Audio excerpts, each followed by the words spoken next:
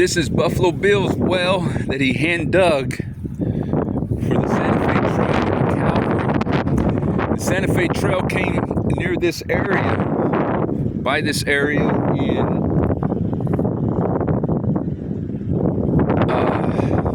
as the marker says, 1822,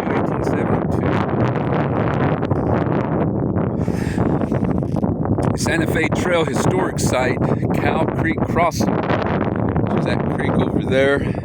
Cow Creek Crossing was an important camp for Santa Fe Trail travelers during the trail's use from 1822 to 1871. For 5 days in July 1864, 600 Indians laid siege to the trading post at this point, as well as to a wagon train. When they tried to overrun the post, William Buffalo Bill Mathewson fired a small field cannon into the midst of several attempting to use a toll bridge across the creek, ending the siege. Thousands of traders, settlers, and soldiers crossed here in wagons drawn by horses, mules, and oxen, on horseback and by stage.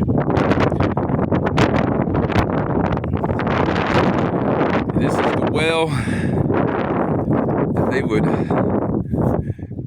get fresh water. Of course, the creek crossing is right over there. Cow Creek.